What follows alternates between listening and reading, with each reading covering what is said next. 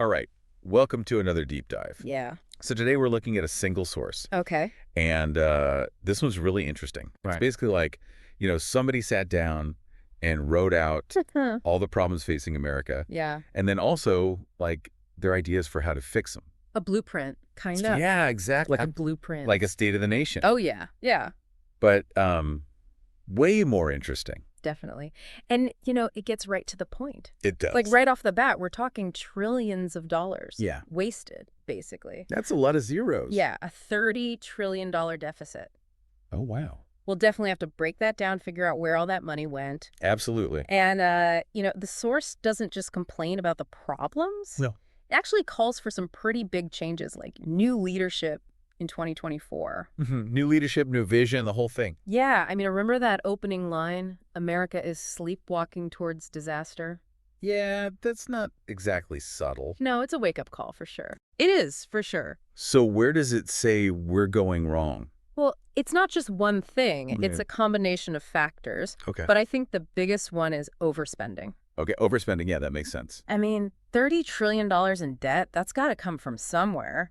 Right, like what have we been spending all that money on? Well, the source breaks it down into a few key areas. Okay. First, there's the trillions spent on foreign wars. Oh, right, like forever wars. Yeah, exactly. Like Vietnam, Iraq, Afghanistan. Yeah. Conflicts that, according to the source, haven't achieved lasting peace or stability. But, I mean, haven't those interventions been necessary for national security and stuff? That's a really complex question. Yeah? And the source actually encourages us to think critically about it. Okay. Like, what were the justifications for these conflicts? Mm, Did they actually make us safer? right. Or did they just drain our resources and create more instability? So we're supposed to question whether those wars were even worth it. Okay, I can see how that ties into overspending. Yeah, and it gives a pretty startling statistic. Oh. It says that the U.S. has spent over $8 trillion on wars in the Middle East and Asia Wow. since 9/11.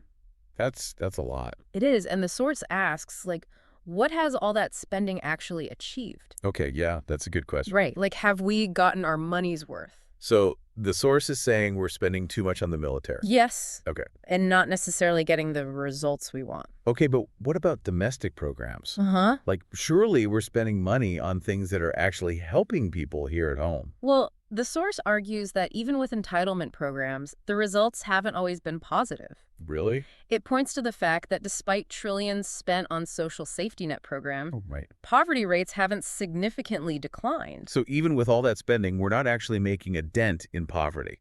That's what the source is saying. That's kind of depressing. It is, and it kind of makes you wonder, like, are these programs really working? Yeah, are we getting a good return on our investment? Exact. I mean, surely these programs are helping some people, right? Oh, absolutely. Yeah. The source acknowledges the importance of a safety net, Okay. but it argues that the way many programs are designed actually traps people in a cycle of dependency. Okay, so instead of helping people get back on their feet, Yeah. it's keeping them reliant on the system. Right. And it cites a study Okay. that shows a significant percentage of people on welfare Yeah. remain in the system for years, even decades. Wow, that's really disheartening. It is, and it suggests that maybe we need to rethink how we approach these programs. So it's not just about how much we're spending, Right. but also how we're spending it. Exactly. Right. We need to make sure that the money we're spending is actually helping people become self-sufficient. Okay, that makes sense. And the source proposes investing in things like job training, affordable housing, and education. So giving people the tools they need to succeed. Exactly, instead of just giving them handouts. That sounds like a more sustainable approach, for sure. It does, and it aligns with the source's overall theme of empowerment, like giving people the opportunity to lift themselves out of poverty. Okay, so we've talked about military spending and social programs. Yeah. But what about government bureaucracy? Oh, yeah. Surely that plays a role in all this overspending, right? Absolutely. The source doesn't let bureaucracy off the hook. Okay. It argues that bureaucratic inefficiency is a major drain on resources. Okay. And it actually gives this crazy example. What's that? Did you know that the U.S. government employs over 2 million civilian workers?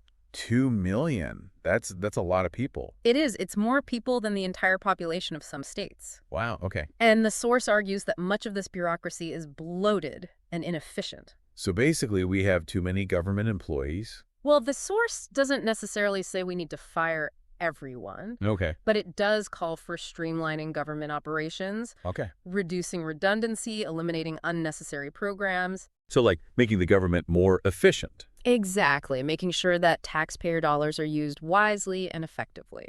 All right, so we've got wasteful military spending, hmm ineffective social programs, and bloated bureaucracy. It paints a pretty bleak picture. It does, yeah. But remember, the source isn't just highlighting problems. Right, it offers solutions. To, Exactly. And that's where it gets really interesting. Okay, I'm intrigued. Let's talk solutions. Right. What does the source propose we do about all this? Well, it argues that fixing these problems will require a fundamental shift Mhm. in our approach to governance. Okay, but what does that even mean? It's not just about tweaking existing policies. Okay. It's about changing our mindset. Okay, so what kind of mindset shift are we talking about? Well, the source really emphasizes the need for long-term thinking. Long-term thinking, okay. It argues that our current system is too focused on short-term political gain. Right, like politicians just trying to get reelected. Exactly. And that's led to a lot of these problems. Like, we're kicking the can down the road, making decisions that benefit politicians in the short term, Yeah. but harm the country in the long run. So we need to stop thinking about the next election and Uh-huh. start thinking about the next generation. Exactly. We need to Yeah. be proactive and plan for the future. Plan for the future, got it. And it's not just about time horizons. Okay. It's also about prioritizing the common good. Over special interests. Exactly. Okay, that sounds great in theory, but is it even possible in today's political climate? It's definitely a challenge, Yeah. but the source is optimistic. Okay. It argues that we need to elect leaders who are willing to make tough decisions. Right, like not just what's popular. Exactly, decisions that are in the best interest of the country. Okay, so better leadership is part of the solution. Yes, absolutely. But what about specific policy changes? Well, the source dives into a number of hot-button topics, Oh, like what? things like immigration, taxes, and welfare reform. Okay, so all the controversial stuff. Pretty much. But it approaches these issues in a way that's really thought-provoking. All right, let's tackle those one by one then. Sounds good. First up, immigration. Okay. The source calls the current system broken Yeah, and a political football. it is, for sure. So how do we fix it? Well, the source argues that we need a system that balances security with compassion. Okay, security and compassion, got it. It acknowledges the need for border security, Uh-huh. but it also emphasizes the importance of creating a pathway to citizenship. Right, for undocumented immigrants who are already here. Exactly, and who are contributing to society. So it's not about building walls or deporting everyone. No, the source rejects those extremes. Okay. It argues that mass deportation is impractical and inhumane, Yeah, I can see that. and that building a wall is a costly and ineffective solution. So what does it propose instead? It calls for comprehensive immigration reform Okay. that addresses the root causes of illegal immigration.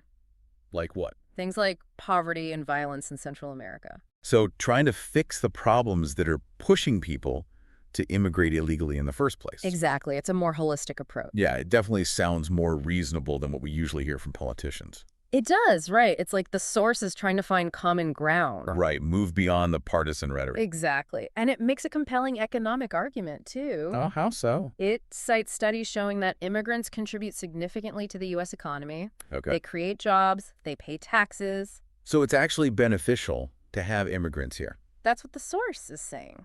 Interesting. You don't often hear that side of the argument. No, you don't. So the source is basically saying that a more humane and pragmatic immigration system would actually be good for the country.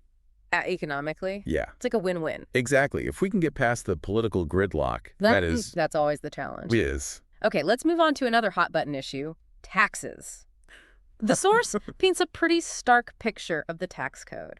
Talking about loopholes that favor the wealthy. Riddled with loopholes is how it puts it. Yeah, so what's the solution? Well, the source argues for a fairer tax system. Okay, fairer for who? For everyone, basically. Right. It's not about punishing the wealthy. Right. It's about creating a level playing field Okay, I like that. where everyone pays taxes in proportion to their ability, So the more you make, the more you pay.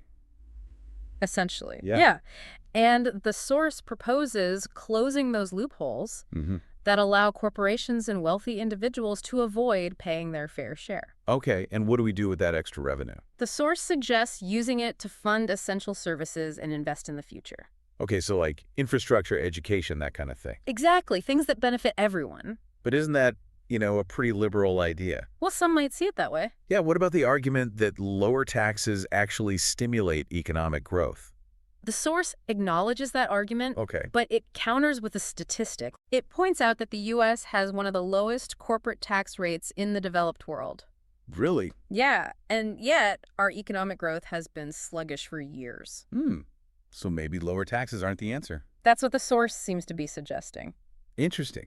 So basically it's saying we can have economic growth and a strong social safety net Yeah, if we have a fair tax system. exactly. It's about finding the right balance. Right. And the source argues that our current system is out of whack. Definitely.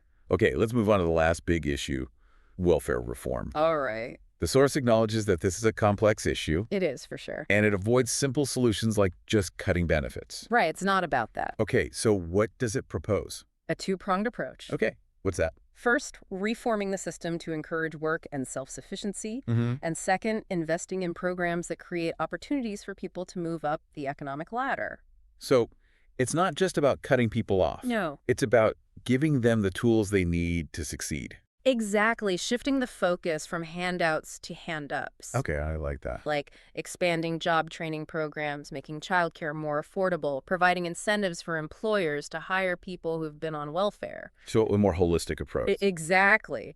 It's about getting at the root causes of poverty Yeah. and creating a system that empowers people to break the cycle of dependency.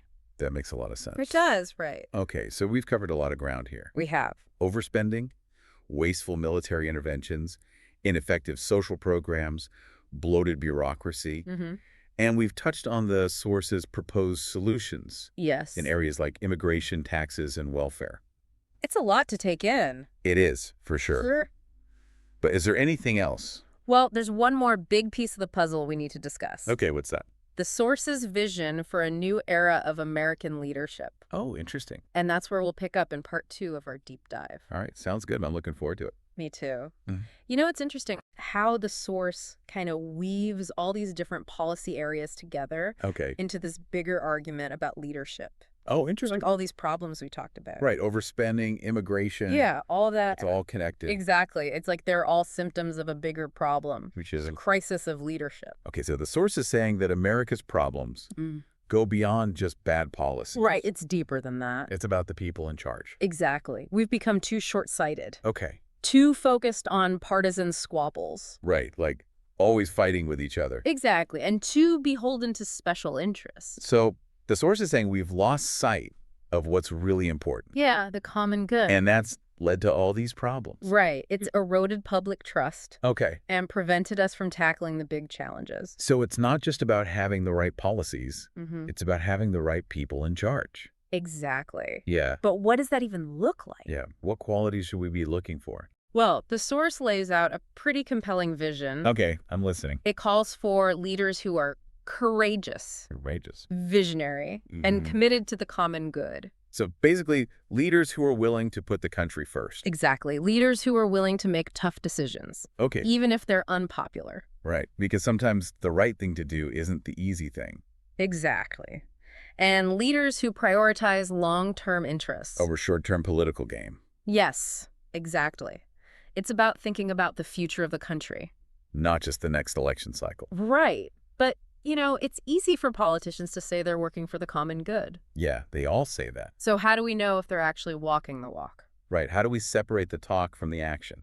Well, the source offers a few key indicators. Okay, like what? One is willingness to compromise. Compromise, okay. True leaders are able to bridge divides, Okay. find common ground, build consensus. Even with people who disagree with them. Exactly. It's about moving beyond the partisan gridlock. Right, because that's what's paralyzing our government. Exactly.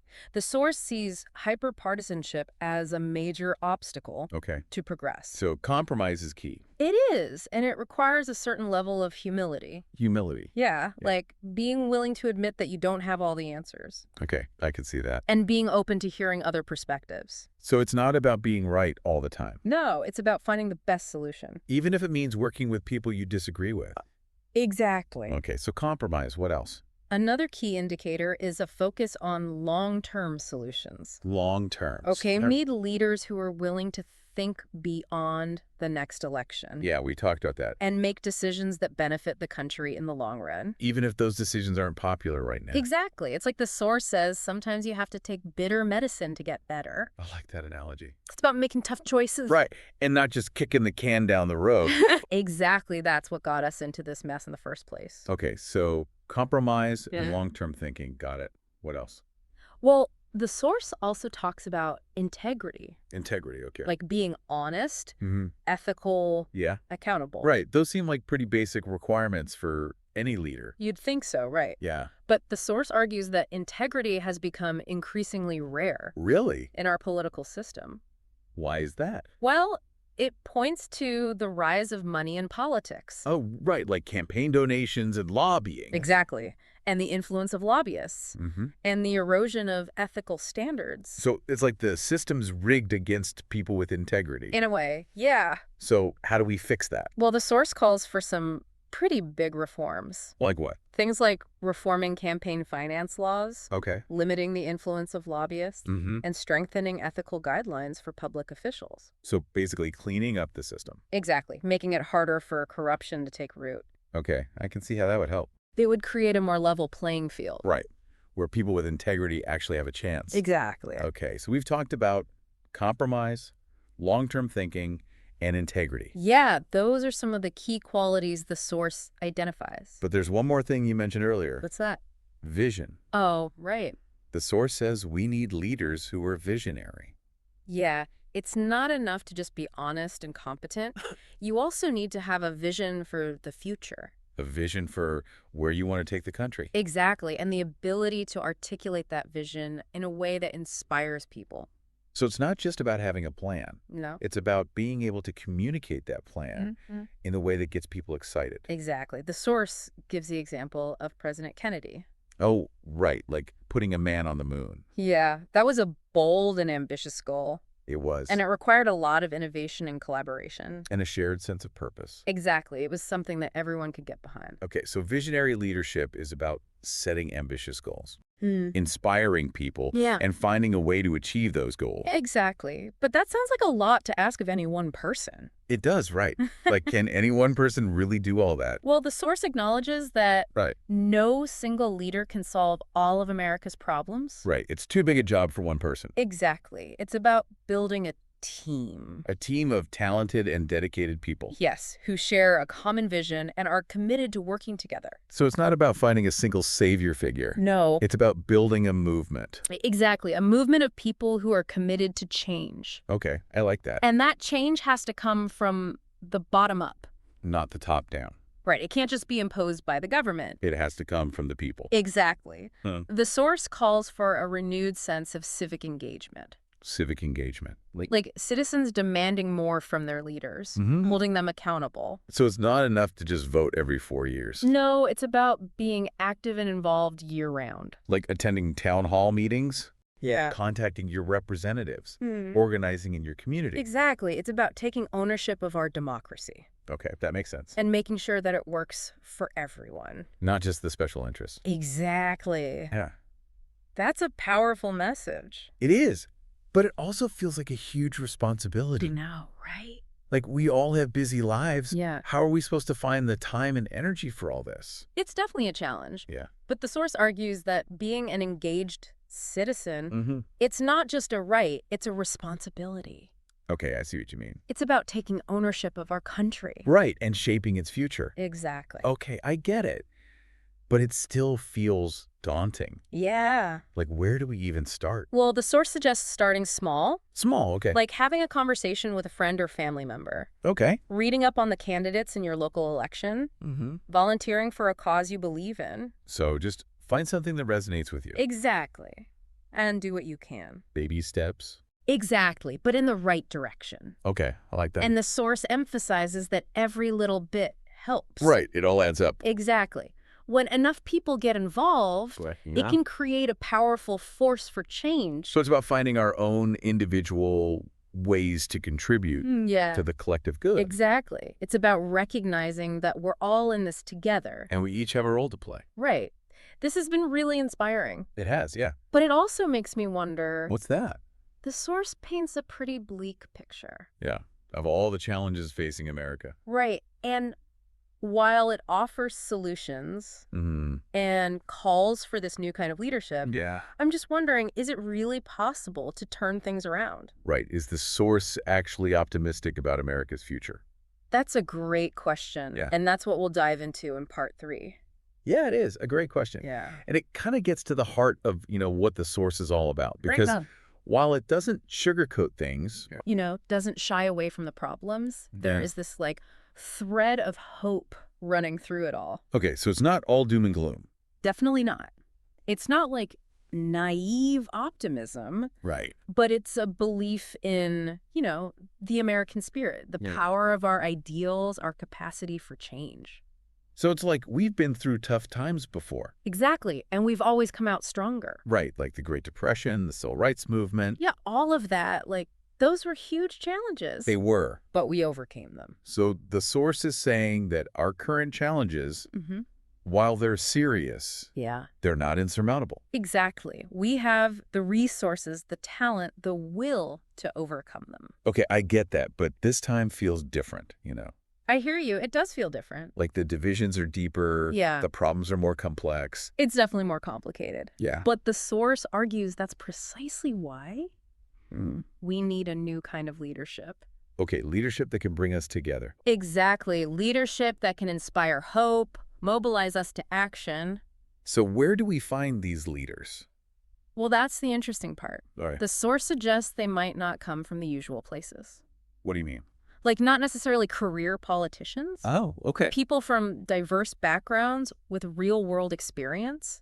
So not just people who have spent their whole lives in Washington. Exactly. People who have actually faced the challenges. That everyday Americans face. Right. And who are driven by a genuine desire to serve. Not just to gain power or prestige. Exactly. It's a pretty radical idea. It is, but I kind of like it. Me too. It's like shaking things up, bringing in some fresh perspective. Yeah, exactly. Like we need new ideas, new approaches. And the source is calling for a paradigm shift. Paradigm shift, okay. Like a fundamental change in how we think about leadership and governance. So it's not just about electing a different president. No. It's about transforming our entire political culture. Exactly. Yeah. And that starts with us, the citizens. Okay, so what can we do? Well, the source says we need to demand more from our leaders. Okay. Hold them accountable. Mhm. Participate actively in shaping the future of our country. So it's about reclaiming our democracy. Exactly. And ensuring that it works for everyone. Not just the privileged few. Right. It's a big task. It is, for sure. Yeah.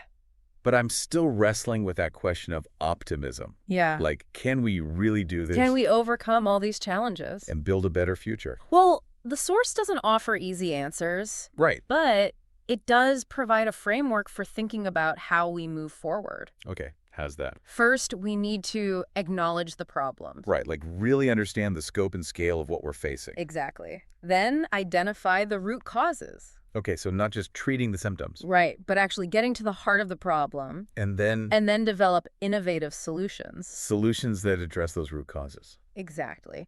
And the source emphasizes the importance of evidence-based decision-making. Okay, so using data and research to guide our choices. Exactly. And a willingness to experiment. Experiment. Yeah, like trying new things, seeing what works, Okay. and being willing to learn from our mistakes. So it's about being realistic but hopeful. Exactly. Change is possible, Okay. but it takes time and effort. And a willingness to challenge the status quo. Right. We can't just keep doing things the way we've always done them. So it's not about waiting for someone else to fix things. No. It's about taking action ourselves Absolutely. The source argues that each of us has a role to play. and shaping the future of our country. Exactly.